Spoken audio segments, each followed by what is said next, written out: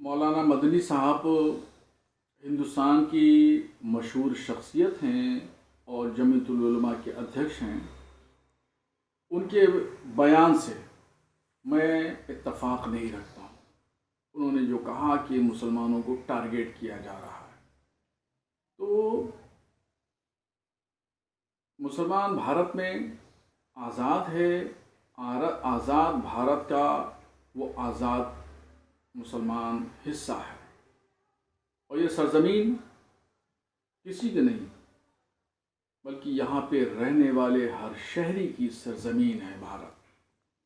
اور کھلی آزادی کے ساتھ ترقی کرنے کے مواقع ہیں، آگے بڑھنے کے ذرائع ہیں، اور کوئی بھی طاقت کسی بھی کمیونٹی کو آگے بڑھنے سے نہیں روک سکتی، اور نہ آج کی تاریخ میں کسی کو روکا جا رہا ہے. صلاحیتوں کی بنیاد پر آگے بڑھ رہے ہیں.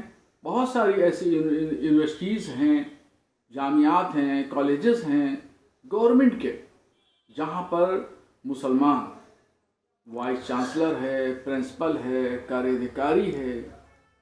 گورنمنٹ سیکٹر میں بہت سارے ایسے مسلمان ہیں جو بڑی بڑی پوسٹوں پر ہیں.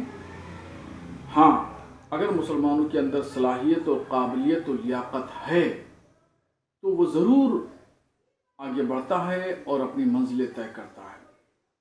اور اگر صلاحیت، قابلیت، لیاقت نہیں ہے تو مسلمان ہی نہیں، کوئی بھی کمیونٹی ہو وہ پیچھے رہ جائے گی.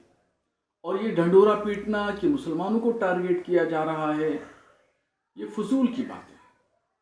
اب ان سب باتوں سے نکل کر کے آگے بڑھ کر کے ایجوکیشن کی بات کریں، ترقی کی بات کریں، اور بہت سارے ایسے جو بنیادی کام ہیں اس کی بات کرنا چاہیے.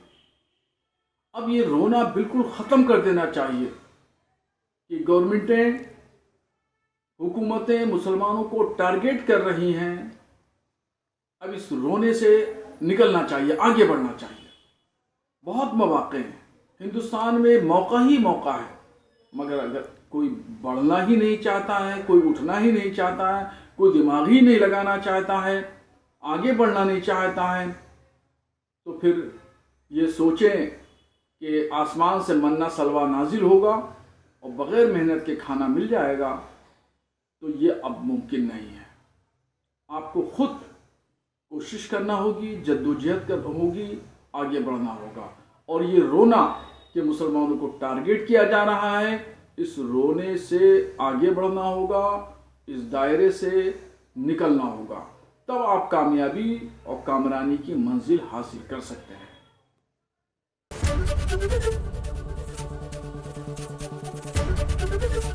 ABP گنگا، خبر آپ کی، زبان آپ کی.